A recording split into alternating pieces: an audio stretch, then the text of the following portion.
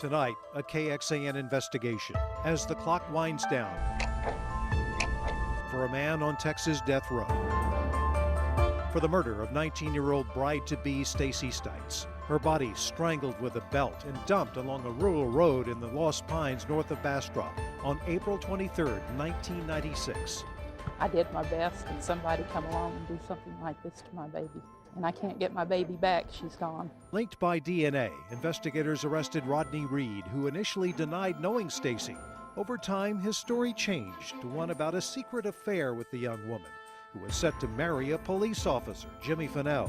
The last time I saw Stacey alive was the night before, the 22nd. We were together. We had sex. A jury convicted and sentenced Reed to death. But over 2 decades and 8 denied appeals, he never stopped proclaiming his innocence. Then, this year, just 10 days before he was scheduled to die, an appeals court stayed his execution. And while he waits to find out if he gets an appeal, Reed's defense is working to show the court that recently surfaced evidence could point to another killer. New forensic experts say the DNA found in Stacey Stites could have been left there days before she died. Those experts also question when investigators have said the crime happened, that someone could have moved her body hours earlier. The original medical examiner in the case backs that up, saying prosecutors misconstrued his estimation of the time of death and that evidence of a rape isn't so clear. And 2 of Stacey's former co-workers have now come forward after 19 years to say the pair had a consensual relationship.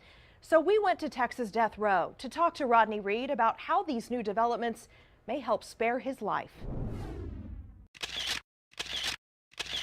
Would you talk to me a little bit about Stacey? Tell me about her.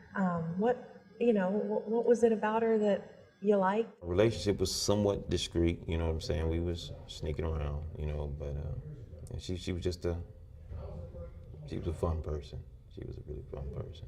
At the time, do you remember if you saw a future with her or? No, we wasn't looking at life like that. You know what I'm saying? We were doing what we were doing. At the time, I was 27, she was 18, turning 19, I was turning 28, Have you ever reached out to her family? Because you know that they are very critical of you and believe that you are guilty. Well, her mom and her 2 sisters, you know what I'm saying? I just hate the fact that they've been misled, just like the jury was. The state has misled them and stood in their corner, and I'm pretty sure that they're still standing in their corner and standing on this conviction, but it's not true. The evidence speaks for itself. They're still trying to kill me for something I had nothing to do with. If you did not kill Stacey, who do you think did? The evidence points to one person. The time frame what these doctors come up with points to one person. And all you have to do is read that information and you'll know exactly who that person is. Jimmy Fennell? Exactly. And that's what you believe? That's what the evidence points to. What about these 2 former co-workers of Stacey's who now say that she told them that you 2 were in a consensual relationship? It kind of made me feel a little, like someone else did know. Did it surprise you that almost, 19 years later, people would come forward and say that? Like I said, when you're out in public, people see things that you're not paying attention to them, you know what I'm saying? And it's just a blessing that they come forward.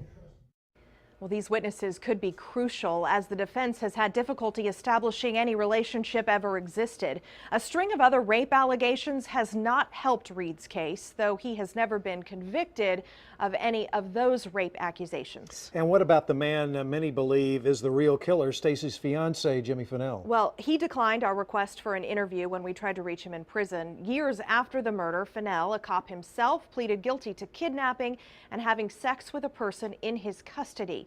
His lawyers tell us, quote, it's difficult when a police officer goes to jail, but Fennell stepped up and took his medicine, they say, and he should be out in 3 years. And we take an even closer look at that side of the story online. Right now on KXAN.com, our interactive web project, Murder in the Lost Pines. KXAN takes a digital approach to the murder and the characters who make up this case. Video interviews with Stacey's mother and co-workers in the hours after her body was found. A deeper look at the new evidence and a timeline of the crime and conviction, plus new conversations with both Rodney and Stacey's families. Murder in the Lost Pines on the homepage of KXAN.com. And Shannon, you mentioned earlier that the medical examiner in Stacey's murder case has recanted some key points from 19 years ago. Yes, and that is part of the argument Reed's attorneys are making for an appeal.